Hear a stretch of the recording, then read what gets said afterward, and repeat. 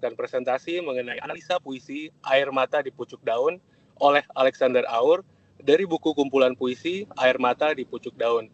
Kelompok kami, kelompok 8, beranggotakan yang pertama ada Pak Aryuko, yang kedua ada Pak Sahat, ketiga ada Pak Erwin, keempat ada Pak Antonius, kelima ada Pak Rionaldi, keenam ada Pak John, ketujuh ada Pak Ahmad, dan terakhir saya William Gomarga. Kemudian berikutnya bisa dilanjutkan oleh Pak Rionaldi. Air mata di pucuk daun, tubuh lelah ditimpa waktu, terkulai dihempas ruang, saat dikau tuangkan air mata di pucuk daun, senyapmu merasuk kalbu, bila bulir-bulir beningmu, meleleh pada gelagah yang terkulai, sekejap semata bertempik sorai, berpadu mada berlagu liang, tuangkan lagi air matamu, pada pucuk-pucuk daun, mengairi ranting gersang, dan semesta melakukan semesta. Padang bulan 2002. Next. Baik, selanjutnya Air Mata di Pucuk Daun.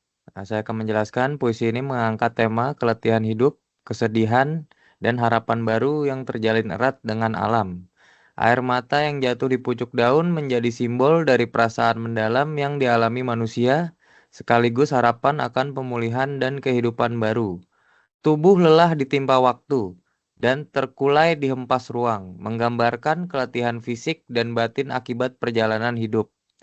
Air mata di pucuk daun melambangkan kesedihan yang murni, namun juga menjadi sumber kehidupan bagi alam.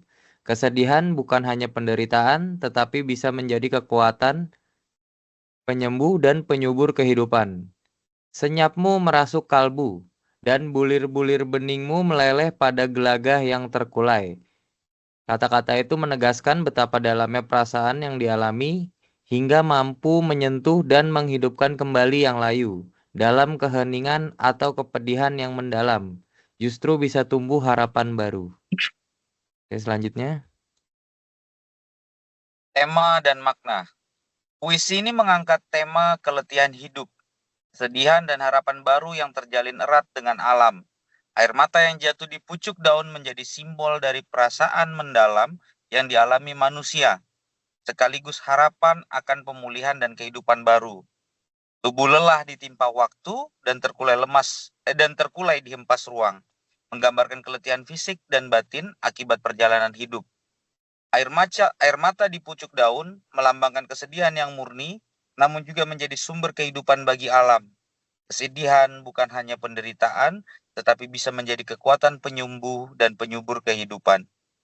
Senyapmu merasuk kalbu, dan bulir-bulir beningmu meleleh pada gelagai yang terkulai, menegaskan betapa dalamnya perasaan yang dia alami, hingga mampu menyentuh dan menghidupkan kembali yang layu. Dalam keheningan dan kepedihan yang mendalam, justru bisa tumbuh harapan baru. Next. Gaya bahasa. Puisi ini kaya akan metafora, simbolisme alam, dan bahasa liris. Metafora. Air mata diibaratkan sebagai embun atau hujan kecil yang menetes di pucuk daun. Ini menyiratkan bahwa kesedihan, meski tampak kecil dan rapuh, memiliki kekuatan alamiah yang dapat menyentuh bahkan menyemburkan alam. Metafora ini memiliki interpretasi tangisan manusia menjadi simbol kesedihan yang menyatu dengan alam dan berpotensi memberi kehidupan. Simbolisme air mata diibaratkan hujan kecil yang menyuburkan pucuk daun dan ranting yang gersang, menandakan bahwa duka bisa menjadi awal pertumbuhan baru. Personifikasi alam digambarkan seolah-olah mampu merasakan dan merespon emosi manusia, seperti semesta yang bertempik sorai dan melakukan semesta.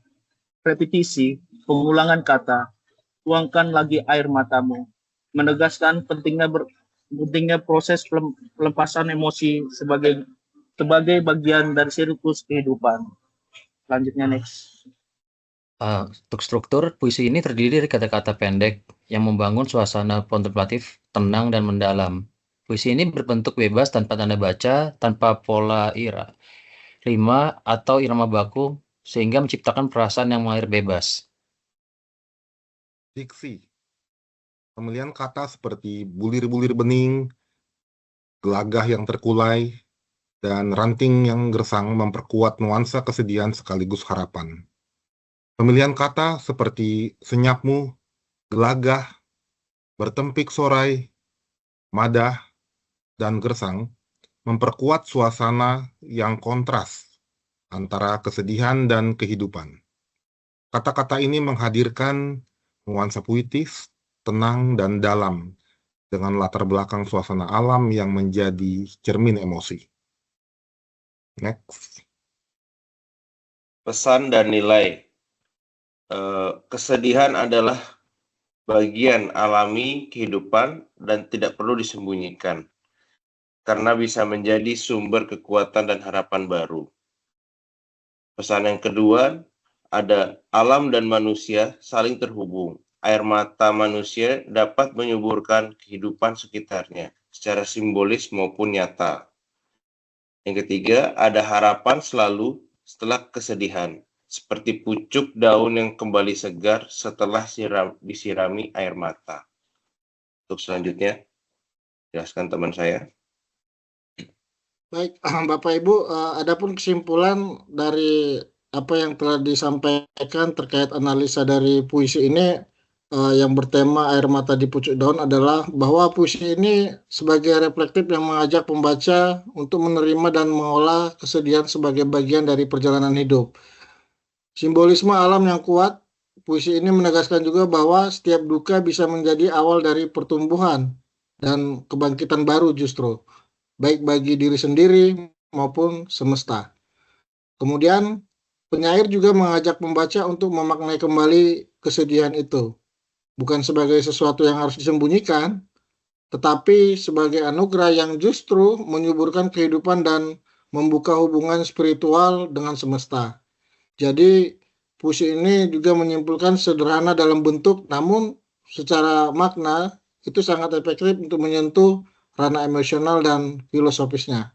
Demikian yang bisa kami sampaikan kesimpulan dari analisa puisi Air Mata di Pucuk Daun. Terima kasih.